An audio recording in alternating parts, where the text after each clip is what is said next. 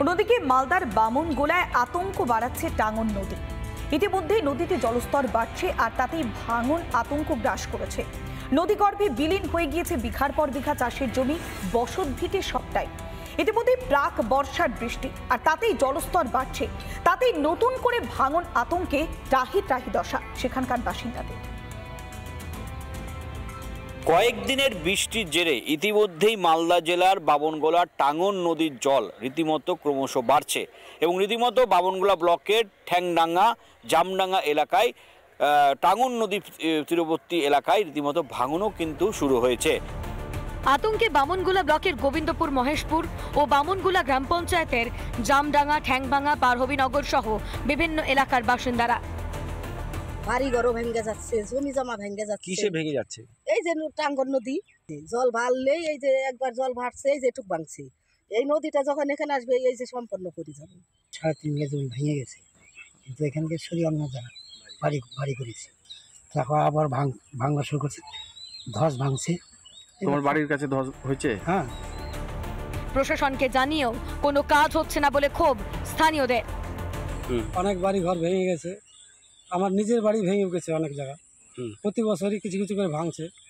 তো 2023 সাল থেকে আমরা সেচ দপ্তরের কাছে অনেকবার জানিয়েছি, তারা এসে মেজারমেন্ট করেছে, আশ্বাস দিয়েছে কাজ করবে, কিন্তু কাজ করছে না। 25শে নভেম্বর মাস থেকে দ্বিতীয় পর্যায়ে স্থায়ীভাবে কাজের জন্য এই টাঙ্গন নদীর যে অংশে ভাঙন দেখা যায় সেই অংশেও কিন্তু কাজ কিন্তু করা হবে, তেমনটাই কিন্তু জানা যাচ্ছে। এখন বর্ষাকাল, জল বাড়ছে, তার জন্য ভাঙনটা হচ্ছে।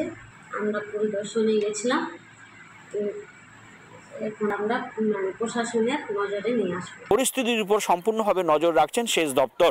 মালদা থেকে দীপঙ্কর গোস্বামী, রিপাবলিক বাংলা।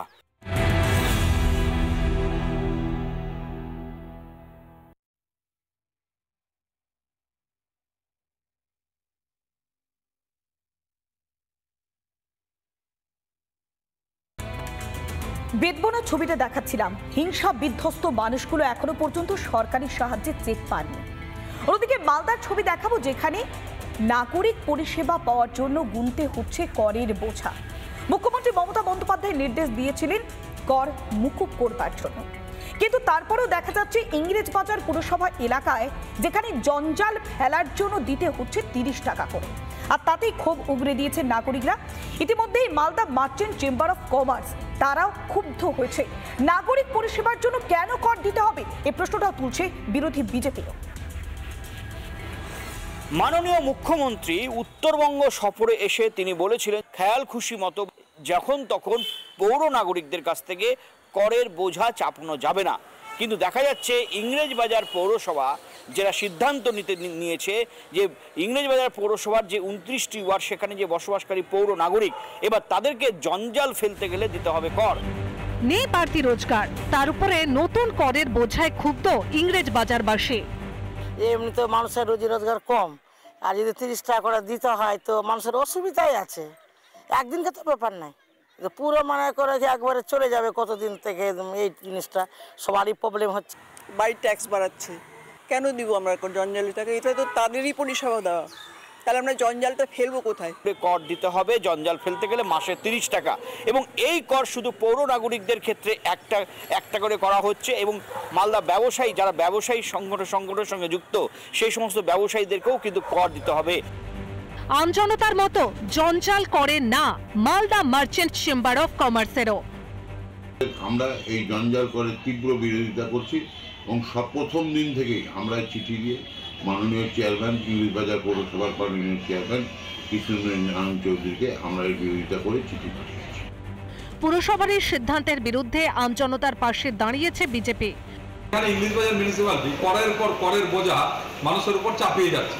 আমরা এর তীব্র বিরোধিতা করছি, বিরোধিতা করে আসছি, বারে আমরা ডেপুটেশন দিয়েছি। আমরা মানুষের পাশে দাঁড়িয়ে মানুষের সঙ্গে নিয়ে আমরা আবার তীব্র বিরোধিতা নামব। সরকারি নির্দেশ মেনে কর আদায়ের উদ্যোগ বলে দাবি ইংরেজবাজার পুরসভার চেয়ারম্যানের।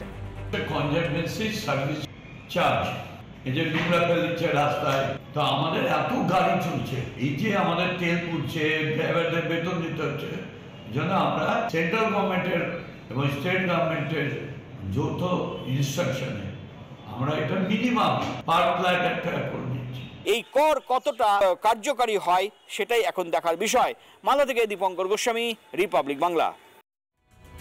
নানা ধরনের কন্টেন্ট দেখার জন্য লাইক করুন, শেয়ার করুন আমাদের ফেসবুক পেজ, সাবস্ক্রাইব করুন আমাদের ইউটিউব চ্যানেল। পাশাপাশি অন্যান্য ব্রেকিং নিউজের জন্য অবশ্যই চোখ রাখুন রিপাবলিক বাংলায়।